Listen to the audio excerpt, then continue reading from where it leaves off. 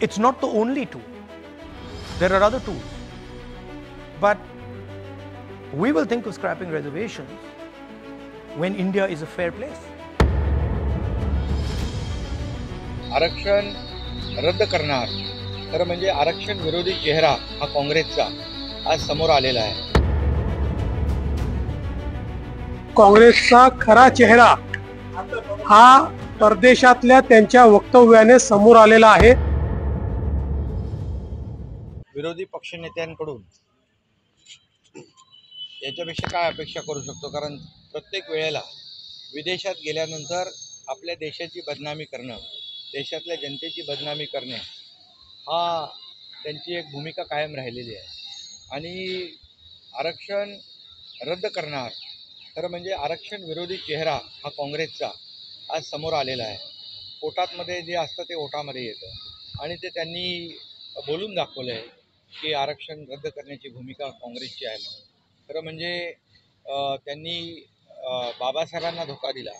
बाबासाहेबांना काँग्रेसने दोनदा धोका देऊन पराभूत केलं आणि जे बाबासाहेबांना धोका देऊ शकतात ते आरक्षणाला कधी धोका देऊ शकतात.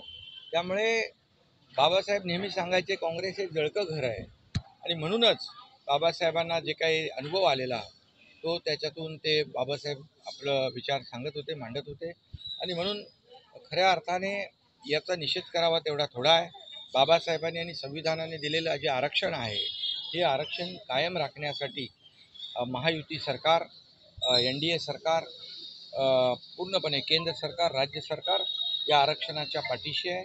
आरक्षण रद्द करण्याची हिंमत कोणी करेल त्याच्या विरोधामध्ये केंद्र आणि राज्य सरकार उभं राहील.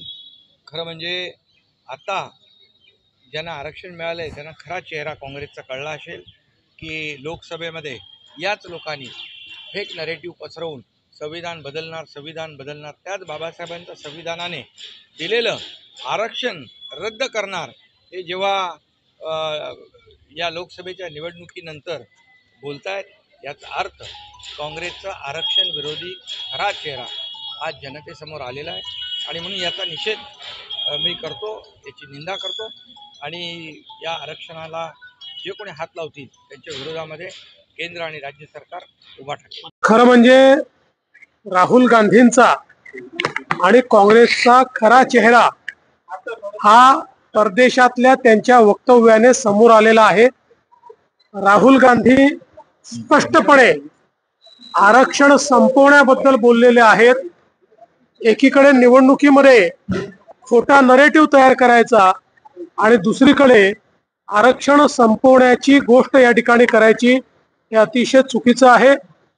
भारताच्या संविधानाचा किंवा संविधानकार भारतरत्न डॉक्टर बाबासाहेब आंबेडकरांचा काँग्रेसने कधी सन्मान केला नाही. बाबासाहेबांना त्यांनी लोकसभेमध्ये निवडून देखील जाऊ दिलं नाही. 2 वेळा षडयंत्र करून बाबासाहेबांना पराभूत करणारं हेच काँग्रेस आहे. केवळ मतांच्या करता कशा प्रकारे ते खोटा नरेटिव्ह करतात हे आता राहुल गांधींच्या वक्तव्याने स्पष्ट झालेलं आहे. भारतीय जनता पक्षाची भूमिका स्पष्ट आहे. आम्ही आरक्षणाच्या बाजूने आहोत. हे आरक्षण बंद केलं जाऊ देणार नाही.